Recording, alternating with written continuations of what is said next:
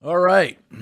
This is coming off the tails of Survivor Series. But what happened before Survivor Series was even more important. Becky Lynch is on fire. Becky Lynch is becoming the new Stone Cold Steve Austin. The fans are behind her like no other. And she is using her social media like perfect. How you should be using social media if you were currently on WWE television or any television, to be a matter of fact. She got blasted in her face, broke her beautiful nose, busted open. A crimson mask went on that was on Monday Night Raw. Smiled, proud as they laid out all the women. From the vicious, hated Nia Jax. Nia, how reckless could you be? Everyone is so upset. Listen, the best thing that ever happened, because she was already on fire, was Becky Lynch, was Nia Jax breaking her nose. Nia Jax, and for all you hating on Nia Jax, I give you more power to you. I say next time you get in the ring, friggin' punch her in her, break her orbital bone, send her to surgery, because it'll only happen even better. You, my dear, and I know it was an accident, but I got to explain this to everybody. Me being Tommy Dreamer, me being a professional wrestler, a lot of the reason why, I'm losing my hair. I could admit it. May get that hair surgery everyone's talking about. I have a free offer to go get that sweet Turkish hair, but I got to fly to Turkey to get it. I might do it, but a bigger reason why I don't shave my head is because I have a whole lot of scars on my head. Countless stitches in my head from chair shots of that lovely ECW. If you look at Bully Ray's gigantic bowling ball fat head, he's got an L scar. That's from me, and we're best friends. When I have been busted open, when I have spit out pieces of my teeth, what do I do in the back? Hey, man, great match. Thanks. You all right? Yeah. Cool. My nose has been broken 3 times. Look at it. It looks like a weird penis. Yes, that's from being broken 3 times. You think I like it? No, but it's hooked. It's swerved. I can still breathe, so it's good. I sometimes use nose drops at night. I'm sure I have sleep apnea, but that's more from weight gain. However, we don't go out there and cry. She turned around and threw a punch, and the girl was right there. But now on social media, everyone wants to cry and hate on Nia Jax. Well, guess what? Nia Jax, you're the biggest heel in the business, and I commend you. Becky Lynch, you're now the biggest babyface in the business, and I commend you as well because you're both super duper talented, and that's a match that can be made for Royal Rumble and be one hell of a match because the women of WWE are gaining more attention than the men in WWE. That's pretty cool. But they're also doing it not because of their looks, because of how great they are in ring. Charlotte just had Ronda Rousey match, her and Ronda Rousey, and that's what everyone's talking about. And think about it, Ronda Rousey, for all the people that were hating on Ronda Rousey's in the news all the time and now we had people booing Ronda Rousey. It's an amazing time in wrestling. It's an amazing time for women in wrestling. And Becky, Charlotte, Ronda, they're all next level. And you should maybe not critique so much on social media. You should just follow and enjoy the stories. Because as wrestlers, most of us don't care. And if it was an intentional spot, guess what? They'll fight in the back, or they'll get each other what we like to call a receipt. Yeah, that's a nice little insider term. Where you punch me in my face, cool. One day I will punch you in the face.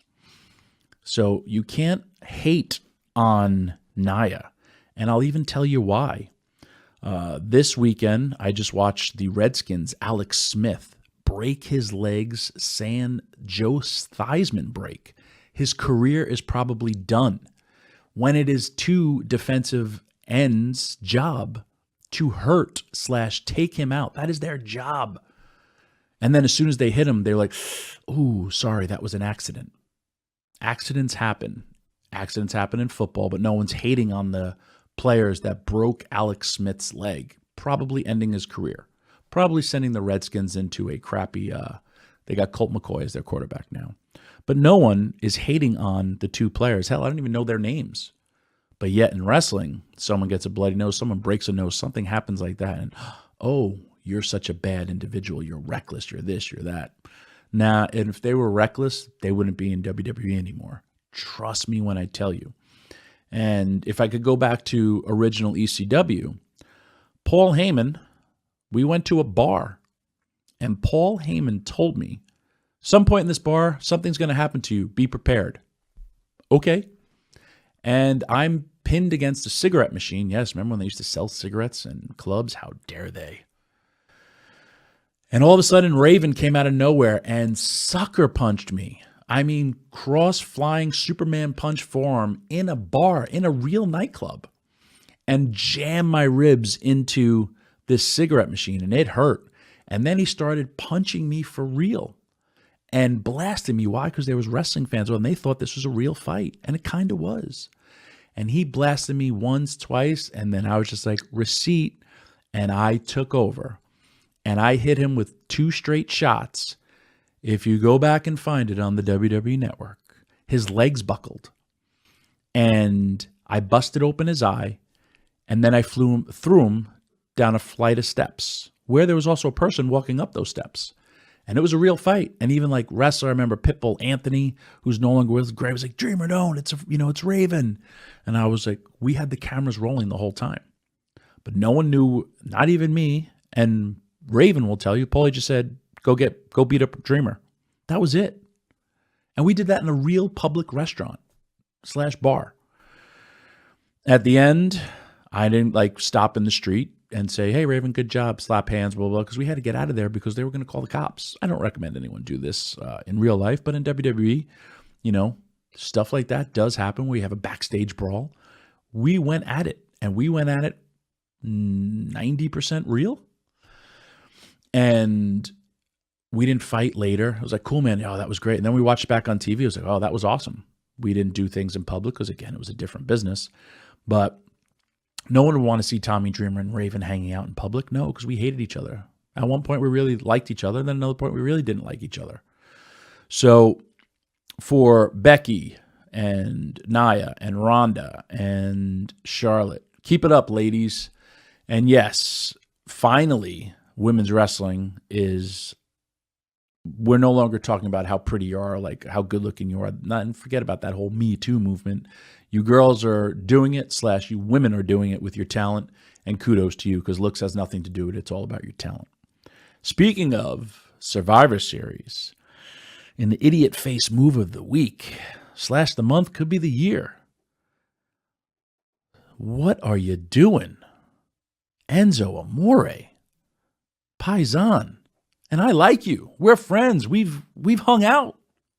First, you're having a bad week. You get kicked off a plane because you won't stop vaping? That's illegal, bro. You don't want to be on the no-fly list. You'll be with Jesse Ventura, and you got to take a train everywhere. But he does it for conspiracy reasons. You get kicked off of planes for the rest of you're screwed. I know you don't want to be a wrestler anymore. You say you don't want to be a wrestler anymore. But your rap career, whatever you're trying to do, if you're trying to build street cred for yourself, I don't know how you're doing. But then you come in disguise. You stand up, you have your certified G belt, and you're quickly whisked away. Yes, you were trending for quite some time, but there's a difference between trending positive and trending negative.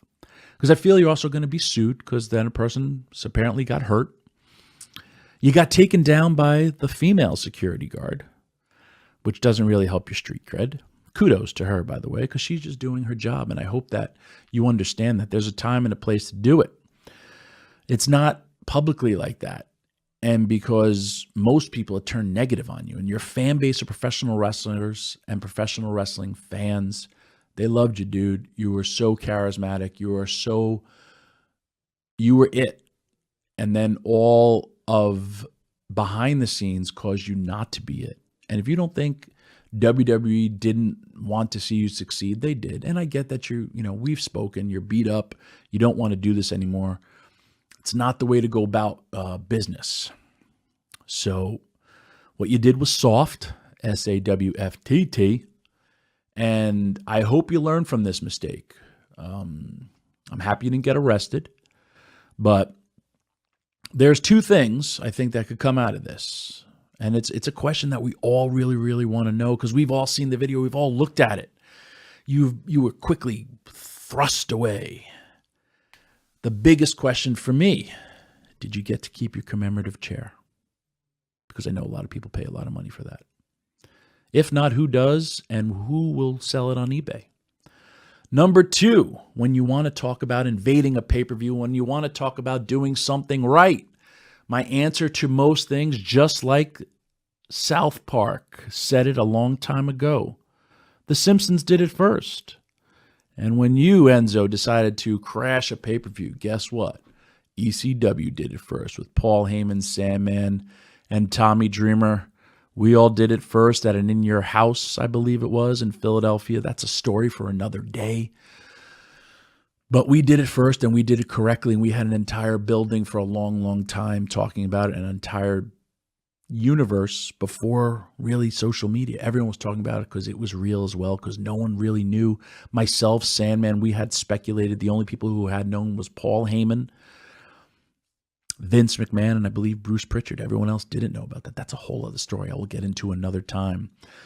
But Enzo Amore, always remember, don't do things like that because somebody could get hurt. It's negative press upon yourself, and wrestling fans have embraced you for a long time, and if they forget about you, I don't know what career you're going to have afterwards, and there is life after WWE, and I hope you realize this, Paisan. And that's from the realist D in the room, Tommy Dreamer.